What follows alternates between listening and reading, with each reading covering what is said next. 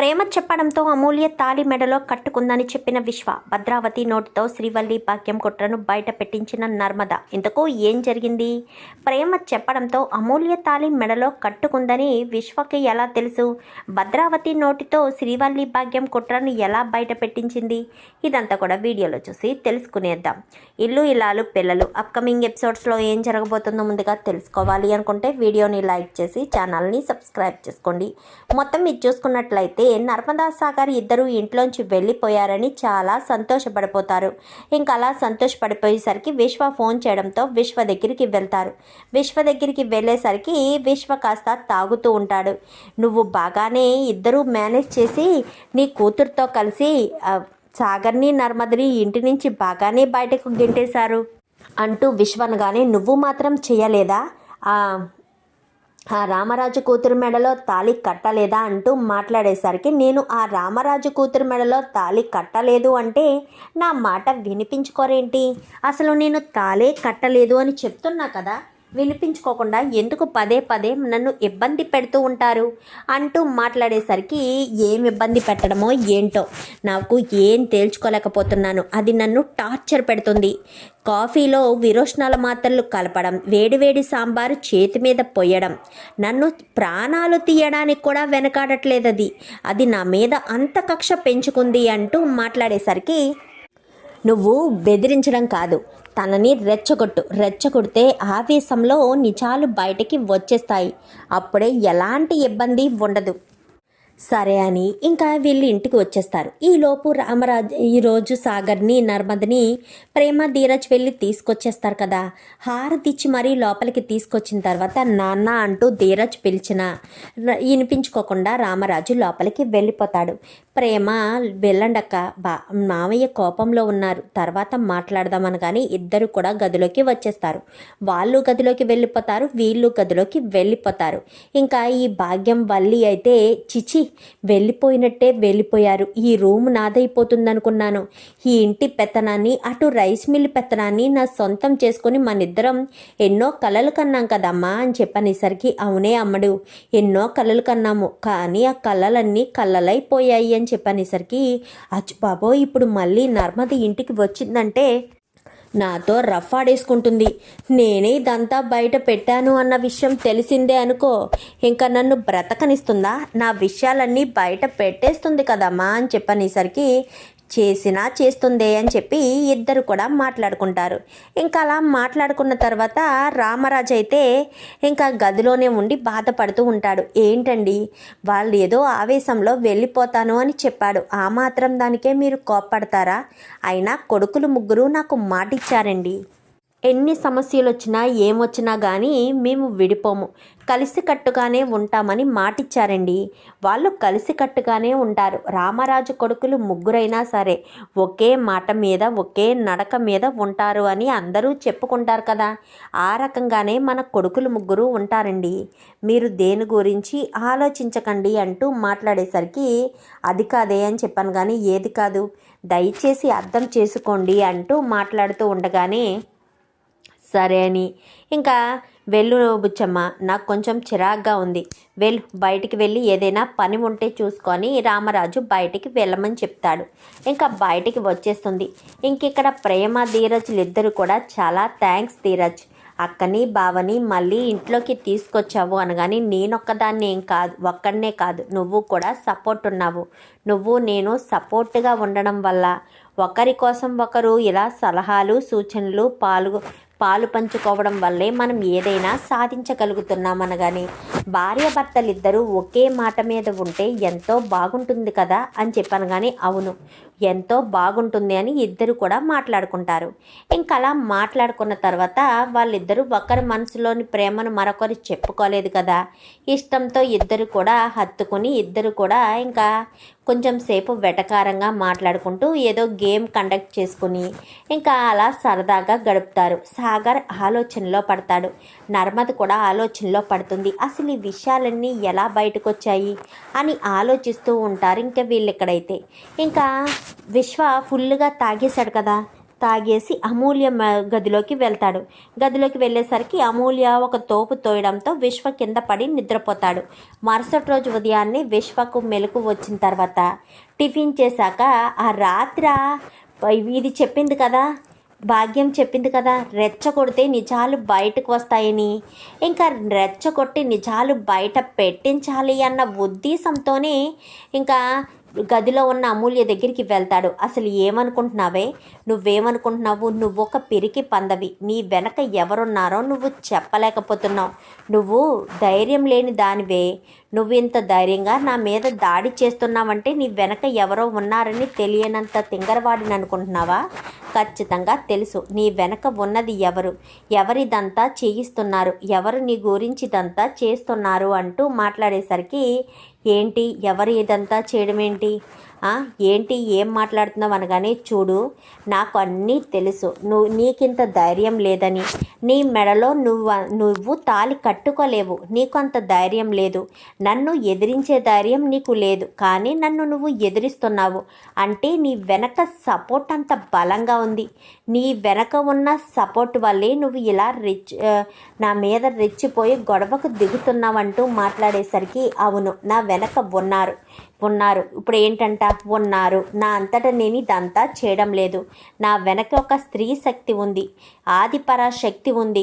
ఆ శక్తి ఉండడం వల్లే నేను ఏదైనా సాధించగలుగుతున్నాను అనేసరికి, ఎవరు నీ వెనక ఉన్నది అనగానే, నీకెందుకు చెప్పాలి, నీకు చెప్పవలసిన అవసరం లేదు. ఎవరు ఉన్నారో వాళ్ళకి నాకు తెలిస్తే చాలు అంటూ మాట్లాడేసరికి, అసలు ఎవరు సపోర్ట్గా ఉన్నారు అని ఆలోచన విశ్వకి ఇంకా వస్తుంది. ఇంకా మరుసటి రోజు ఇంకా రెచ్చగొట్టాలని, నువ్వు ఎవరు అనగానే, అవును నా వెనక ఉన్నది ప్రేమ వదిన అంటూ చెప్పేస్తుంది. ప్రేమనా అనగానే, అవును నువ్వు ఎప్పుడైతే ఫోన్ విసిరేసి వెళ్ళిపోయావో ప్రేమ వదిన ఫోన్ చేసింది. అప్పుడే నేను ఫోన్లో మాట్లాడి ప్రాణాలు తీసుకుందాము అనుకుంటున్నాను అని చెప్తే, నువ్వు అలాంటి పని చేస్తే రామరాజు గారు కూతురు తప్పు చేసి ప్రాణాలు తీసుకుంది అంటారు. నువ్వు అలాంటి తప్పు ఎప్పటికీ చేయకూడదు. నువ్వు కేవలం చేయాల్సింది ఆ తాళిని నీ మెడలో కట్టుకో. తాళి మాత్రం కనబడనివ్వద్దు. ఇక్కడికి వచ్చేంత వరకు వాడికి నీ మెడలో తాళి ఉందన్న విషయం తెలియకూడదు.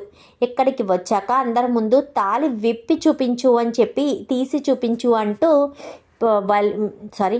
ప్రేమ వదిన చెప్పడం వల్లే చేశాను. ఇప్పుడు ఏం చేస్తావు? ఆఫ్టర్ ఆల్ ఏం చేయగలవు?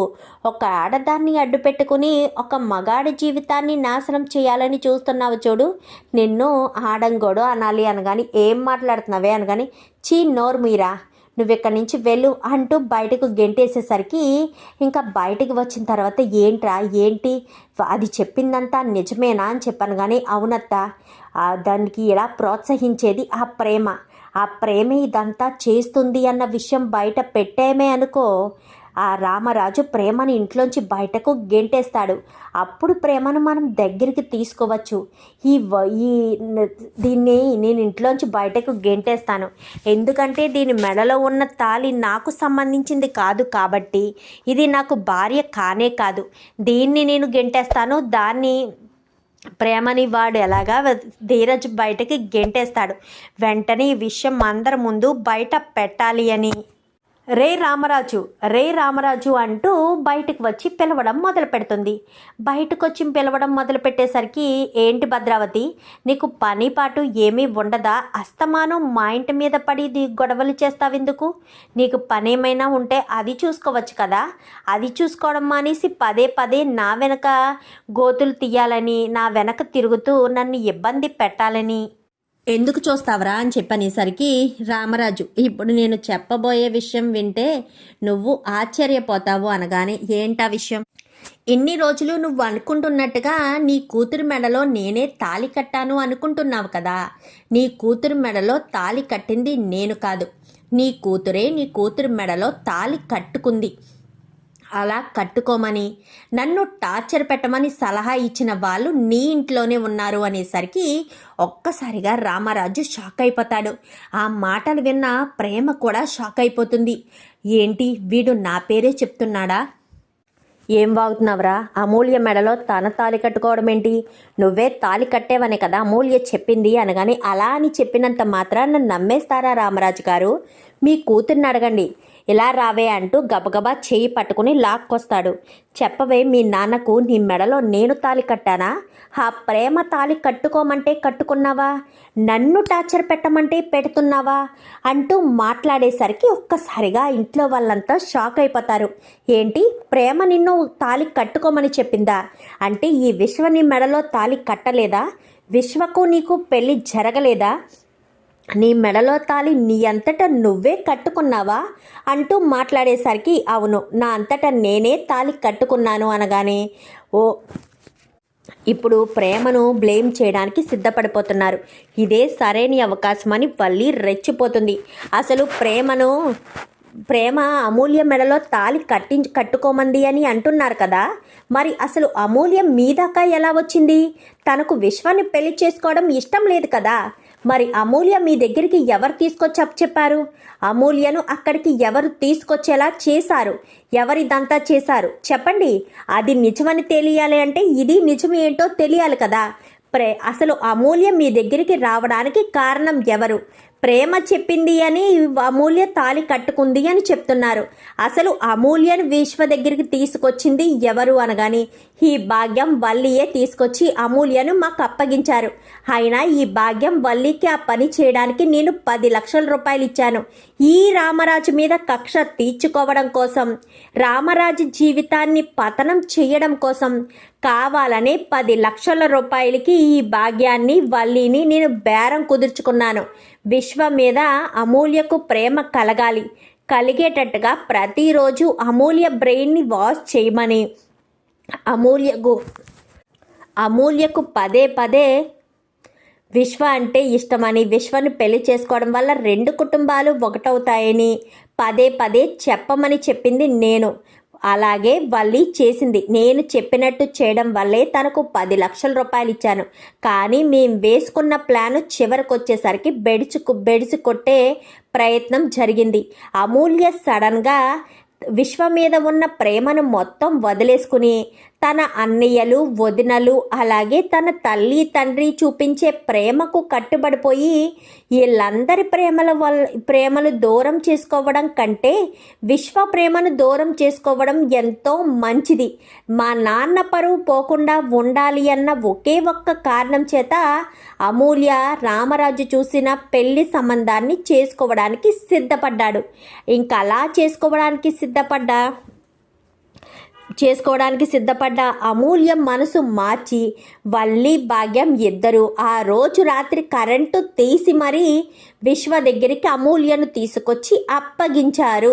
ఆ తర్వాత అమూల్యను తీసుకెళ్ళి నా మేనల్లుడు తన ఒంటి మీద కూడా చెయ్యి వేయకుండానే తన జీవితాన్ని నాశనం చేశాడు అని ఒక పథకం ప్రకారం మేము ప్లాన్ చేస్తే, కానీ ఈ అమూల్య ఆ ప్రేమ చెప్పినట్టుగా తన మెడలో తనే తాళి కట్టుకుని ఈ రామరాజు గారు పరువును నిలబెట్టింది. లేదంటే వీడి పరువును ఊరంతా చాటింపేసి వీడి పెళ్ళే లేకుండా ఒక మగవాడితో రాత్రంతా గడిపింది అని మొత్తం అంతా కూడా వచ్చేసింది. అంతా రాకుండా ఈ ప్రేమ మెడలో తాళి కట్టుకోమని సలహా ఇవ్వడం వల్లే ఇంతవరకు వచ్చింది అంటూ మాట్లాడేసరికి ఒక్కసారిగా రామరాజు షాక్ అయిపోతాడు. అంటే అమూల్యకు విశ్వకు మధ్య ప్రేమ రాయబారం నడిపింది ఈ వల్లి, భాగ్యం అన్నమాట అని చెప్పి అనగానే అవును వాళ్ళే, 10 లక్షలకి బేరం కుదుర్చుకున్నాను వాళ్ళే అంటూ మాట్లాడేసరికి వెళ్ళండి ఎక్కడి నుంచి అనగానే అదేంటి, ప్రేమ తప్పు చేసింది కదా, ప్రేమను కూడా మెడపట్టి బయటకు గెంటేయాలి కదా, ప్రేమ తప్పు చేసిందని ఎవరు చెప్పారు? నా కూతురు జీవితం ఒక పరాయి మగవాడితో రాత్రంతా గడిచి నాశనం అయిపోయింది అనే నింద కంటే లేచిపోయి పెళ్లి చేసుకుంది అనే నింద చాలా గొప్పది. అందుకే నా కోడలు తెలివిగా ఆలోచించి ఆ రకంగా అమూల్యకు చెప్పి అమూల్య తొందరపడ్డాను అని అనుకోకుండా తన మెడలో తాళి కట్టుకుని మరీ వచ్చింది అంటూ చెప్పేసేసరికి ఇంకా రామరాజు చెప్పడంతో వాళ్ళు వెళ్ళిపోతారు. ఇంకా భాగ్యం ఇటు వల్లి ఈ ఇద్దరు కూడా వణికిపోతూ ఉంటారు. ఈ ఆనందరావు ముందే వణికిపోతూ ఉంటాడు. చెప్పండి, ఎందుకు ఇలా చేశారు? నా కూతురు జీవితాన్ని, నా కూతురు భవిష్యత్తుని ఎందుకు నాశనం చేయాలని చూశారు? అసలు నా కూతుర్ని వాళ్ళ దగ్గరికి తీసుకువెళ్ళవలసిన అవసరం ఏముంది అంటూ ఇంకా వల్లి చెంప చెల్లు అనిపిస్తాడు రామరాజు. అయితే ఇప్పుడు వరకు నా జన్మలో ఆడదాని మీద చేసుకోలేదు, కానీ ఇప్పుడు నిన్ను కొట్టాలని అనిపిస్తుంది. పసిబిడ్డ అయిన బిడ్డ విషయంలో ఎంత దారుణంగా ప్రవర్తిస్తారా? కన్న తల్లిదండ్రుల ప్రేమ, అన్నయ్య వదినల ప్రేమలకు కట్టుబడి తన ప్రేమను సైతం వదులుకున్న నా కూతురు జీవితాన్ని నాశనం చేయడానికి చూస్తారా? మిమ్మల్ని మాత్రం ఎట్టి పరిస్థితుల్లో వదిలిపెట్టను. మీకు మాత్రం నేను నరకం చూపిస్తాను. అమ్మ నర్మదా అని చెప్పనేసరికి చెప్పండి మామయ్య అని చెప్పాను, కానీ వీళ్ళ లగేజీలు ఏమన్నా ఉంటే బయట పడేసాయి అని చెప్పనేసరికి అది కాదు మామయ్య అని చెప్పాను, కానీ చూడు నర్మదా, ఇన్ని రోజులు వీళ్ళని నువ్వు క్షమించొచ్చేమో, నేను మాత్రం క్షమించను అనేసరికి ఒక్కసారిగా షాక్ అవుతారు. మామయ్య అది అనగానే నాకు తెలుసమ్మా, నాకు ఇంట్లో జరిగే ప్రతి విషయం కూడా తెలుసు, కానీ తెలియనట్టు ఉంటున్నాను అంటే దానికి ఒకే ఒక్క కారణం, ఇంట్లో గొడవలు రాకూడదని. కోడళ్ళుగా మీరు ఆలోచించినట్టే మీ మామగారుగా నేను ఆలోచించాను, కానీ ఇలాంటిది మన ఇంట్లో ఉంటే ఎప్పటికైనా చిచ్చే. సాగర్ విషయంలో కూడా నన్ను రెచ్చగొట్టి అక్కడ అంత గొడవ జరిగేలా చేసింది ఈ భాగ్యం, ఈ వల్లి వాళ్ళే అని చెప్పనేసరికి ఒక్కసారిగా నర్మద షాక్ అవుతుంది. నేను ముందే చెప్పాను కదా ప్రేమ, వీళ్ళే ఏదో చేసుంటారని, వీళ్ళేమీ చేయకుండా ఇంతవరకు రాదని. వీళ్ళు చూసావా ఎంత దుర్మార్గంగా, ఎంత దారుణంగా ప్రవర్తించారో. సాగర్ జీవితాన్ని నాశనం చేయాలని, మమ్మల్ని ఇంటి నుంచి దూరం చేయాలని ప్లాన్ చేశారు. అలా ఎందుకు వీళ్ళు ప్లాన్ చేసుంటారో మీకేమన్నా తెలుసా మామయ్య గారు? ఇంకెందుకు ఇంటి పెత్తనాలు, అక్కడ రైస్ మిల్ పెత్తనాలు వీళ్ళే చూసుకుని దొరికిన కాడికి దొరికినట్టు డబ్బులు దొంగతనం చేసేయాలి అన్న ఒకే ఒక్క కారణం చేతే ఇలాంటి చోట పని చేస్తున్నారు ఇద్దరికిద్దరు అని చెప్పాను. కానీ ఇంతకు వీళ్ళు ఏం చేస్తారు అనగానే, ఏం చేస్తారు, ఎక్కడ సంతోషం ఉంటే వాళ్ళు అక్కడ సంతోషాన్ని లేకుండా చేయడమే పని. వీళ్ళు 10 లక్షల రూపాయలు నా దగ్గర తీసుకుని వీళ్ళు ఎలాంటి హాస్టలు పెట్టలేదు. కొంతమంది అప్పుల వాళ్ళు ఉంటే వాళ్ళకి తీర్చుకున్నారు. అబద్ధాలు చెప్పడంలో ఈ భాగ్యం చాలా పండిపోయింది. ఎవరినైనా బురిడి కొట్టించగలరు. అంతెందుకు, మన దగ్గర కూడా ఎన్నోసార్లు మోసాలు చేశారు, అబద్ధాలు చెప్పారు, నమ్మించి మోసం చేశారు. అన్నీ తెలిసినా కానీ మా పెద్దోడు కోసం, చందు కోసం ఆలోచించే నేను ఏ విషయం బయట పెట్టలేదు, ఏ విషయాన్ని నేను ఇష్యూ చేసి మాట్లాడలేదు. కేవలం చందు గురించి ఆలోచించి మాత్రమే ఇదంతా చేయగలిగాను. చందు జీవితం ఎక్కడ నాశనం అయిపోతుందో, చందు ఎక్కడ బాధపడతాడో అన్న ఒకే ఒక్క కారణం చేత నేను ఇలా సైలెంట్గా ఊరుకున్నాను. కానీ ఇక మీదట నేను ఊరుకోదలుచుకోలేదు. నా కూతురి జీవితాన్ని 10 లక్షల రూపాయల కోసం తాకట్టు పెట్టి ఆ విశ్వ లాంటి వాడి జీవితంలో పెట్టాలి అనుకున్నాడు. వాడి చేతిలో తన జీవితాన్ని నాశనం చేయించాలి అని అనుకుంది. ఇది ఒక ఆడదేనా? చిచి, ప్రేమ చివరి క్షణంలో తెలివిగా ఆలోచించి మెడలో తాళి కట్టించుకుంది కాబట్టి సరిపోయింది. లేదంటే అలా తాళి కట్టించుకోకపోయి ఉంటే నా బిడ్డ పరిస్థితి ఏమై ఉండేది? తన మెడలో తనే తాళి కట్టుకుని తాళిని గొప్పగా చూపించింది కాబట్టి నలుగురిలో పరువు నిలబడింది. లేదంటే లేచిపోయి ఒక రాత్రంతా పరాయి మగవాడి చెంతన ఉంది, ఫలానా రామరాజు కూతురు అంటే ఎంత పరువు తక్కువైన పని, ఎంత పరువు తక్కువగా ఉంటుంది అని చెప్పి ఇంకా రామరాజు కాస్త ఎంతగానో బాధపడతాడు. ఇదే సమయంలో నన్ను క్షమించండి నాన్న అంటూ సాగర్ కూడా కాళ్ళ మీద పడేసరికి, నువ్వు చేసింది తప్పురా, అది నువ్వు తప్పని ఒప్పుకో, కానీ నాకు వేరే ఆప్షన్ దొరకలేదు నాన్న. ఉద్యోగం నేను ఎంతో కష్టపడి సంపాదించాలి అనుకున్నాను, చదవాలి అనుకున్నాను, నా వల్ల కావడం లేదు. పైగా వయసు కూడా పెరిగిపోతుంది, ఏజ్ లిమిట్ ఎక్కడ దాటిపోతుందోనన్న భయంతో నా భార్యను బాగా చూసుకోవాలి అన్న ఒకే ఒక్క కారణం చేతే నేను ఇదంతా చేశాను. కానీ వల్లి అని సాగర్ కాళ్ళ మీద పడి క్షమాపణ అడిగేసరికి ఇంకా రామరాజు సాగర్ని హత్తుకుంటాడు. హత్తుకోవడంతో ఇంకా అమ్మ నర్మదా, ప్రేమ వీళ్ళను బయటకు గెంటేసేయండి, వీళ్ళు ఇంట్లో రావడానికి నేను ఒప్పుకోను అంటూ మాట్లాడేసరికి అమ్మ అమూల్య అని చెప్పి అమూల్యను కాస్త లోపలికి తీసుకువెళ్తాడు. నాకు తప్పలేదు నాన్న, నీ పరువు కాపాడడం కోసమే ఇలా చేయాల్సిన పరిస్థితి వచ్చిందే తప్ప నాకు ఏమీ తోచలేదు నాన్న అని చెప్పాను. కానీ చాలా గొప్పగా ఆలోచించావమ్మా, గొప్పగా ఆలోచించి ఈ తండ్రి పరువుని నిలబెట్టావు. చాలా సంతోషంగా ఉంది, చాలా హ్యాపీగా ఉందమ్మా అని చెప్పి రామరాజు కాస్త సంతోషంగా లోపలికి తీసుకువెళ్తాడు. ఇంకా ఇక్కడ ఒక పక్క ఇద్దరు కొడుకులు, మరొక పక్క కొడుకు కూతురు అందరూ కూడా రామరాజు కాళ్ళ మీద పడుకుని నీ బలం బలహీనత అన్నీ మేమే అని తెలుసు నాన్న, మీ పరువు పోయే పని మేము ఎప్పటికీ చేయము, మీ పరువు నిలబెట్టే పనే చేస్తాం తప్ప మీ పరువుని మేము ఎప్పటికీ తీయము అంటూ చెప్పేసేసరికి మరి ఇప్పుడు ఏం చేద్దాం బావగారు అని చెప్పాను. కానీ అమ్మ నా గురించి మీరు ఆలోచించకండి, అలాంటి దాన్ని నేను పెళ్లి చేసుకున్నానే కానీ నాకు ఇప్పుడు అది ఎంత మోసం చేసింది అనేది నాకు బాగా అర్థమవుతుంది. నేను ఎంతో బాధపడుతున్నాను కానీ ఇప్పుడు నేను ఏమీ చేయలేను, అందుకే నన్ను క్షమించి వదిలేయండి అంటూ సారీ ఇబ్బంది పెట్టను నా వల్ల మీరు ఇబ్బంది పడినా, నా భార్య వల్ల మీరు ఇబ్బందులు తెచ్చుకున్నా నన్ను క్షమించండి, ఇక మీదట మీకు ఎలాంటి ఇబ్బంది లేకుండా నేను చూసుకుంటాను అని చెప్పి ఇంకా అక్కడి నుంచి చందు లోపలికి వెళ్ళిపోతాడు. కాదండి, పాపం చందు అనగానే చందు జీవితాన్ని అర్థం చేసుకోగలడు బుజ్జమ్మ. చందు ఎలాంటి తొందరపాటు నిర్ణయం తీసుకోడు.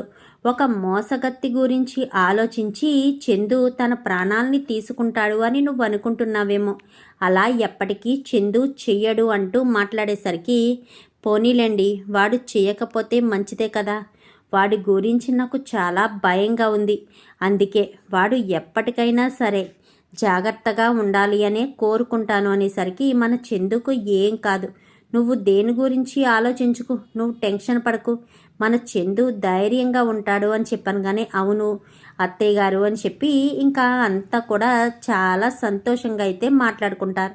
ఇంకా చందు గదిలోకి వెళ్ళిపోయి నన్ను ఎందుకింత మోసం చేసింది ఇది, నన్ను ఈ రకంగా మోసం చేయవలసిన అవసరం దీనికే ఉంది, ఇది మోసం చేయడం ఎంత తప్పు అంటూ ఇంకా ఎంతగానో బాధపడుతూ ఉండేసరికి ఇంకా ఏం మాట్లాడాలో ఏం అర్థం కాకుండా ఇంకా గదిలోకి ప్రేమ ఇటు నర్మదా ఇద్దరు కూడా వెళ్తారు. క్షమించండి బావగారు అనగానే ఏమైందమ్మా, ఏం తప్పు చేశారని క్షమించమని అడుగుతున్నారు అని చెప్పాను. కానీ వల్లి అక్క గురించి మాకు ముందే తెలుసు, కానీ చెప్తే ఎక్కడ మీ జీవితం నాశనం అయిపోతుందో, మీరు ఎంతో మంచివారు, ఎవరిని పల్లెత్తి మాట అనివారు, ఇలాంటి వ్యక్తి గురించి ఆలోచించి మేము నిజాన్ని బయట పెట్టలేదు అంతే తప్ప మిమ్మల్ని మోసం చేయాలని కాదు, వల్లి అక్క మోసం చేసింది, మేము మోసం చేయాలని మిమ్మల్ని ఎప్పుడూ అనుకోలేదు, కానీ వల్లి అక్క ఇలాంటి మనస్తత్వం ఉన్నదని అర్థం చేసుకోలేకపోయాము, ఈ ఇంట్లో కోడలుగా అడుగు పెట్టాకైనా సరే జాగ్రత్తగా ఉంటే సరిపోయేది కదా,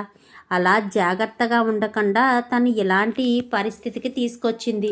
ఇప్పుడు చందుబాబు గారు బాధపడుతున్నారనగానే నేనేం బాధపడడం లేదు, ఎప్పటికైనా నిజం తెలిసినందుకు ఎవరి జీవితాలు నాశనం కాలేదు కదా అన్నందుకు నేను మాత్రం సంతోషంగా ఉన్నాను అనేసరికి చాలా థ్యాంక్స్ బాబు గారు, నా వల్లే వల్లి అక్క వెళ్ళిపోయిందని మీరు అనుకుంటారేమో అనుకున్నాను అనగానే చచ్చా అలా ఎందుకు అనుకుంటాను, నీ వల్ల వల్లి వెళ్ళిపోవడం ఏంటి, వల్లి తప్పు చేసింది కాబట్టి బయటకు గెంటేశారు, అది తప్పే కాదు, ఎప్పుడు మా నాన్న చేసేది కరెక్ట్గానే చేస్తాడు, మా నాన్న ఎప్పుడు తప్పుడు నిర్ణయాలు తీసుకోడు అంటూ చందు కాస్త చెప్తాడు. చూద్దాం మరి రాబోయే ఎపిసోడ్స్లో ఇలాగే జరగాలని మీరు కూడా కోరుకుంటే వీడియో నచ్చితే లైక్ చేసి ఛానల్ని సబ్స్క్రైబ్ చేసుకోండి. Thank you for watching.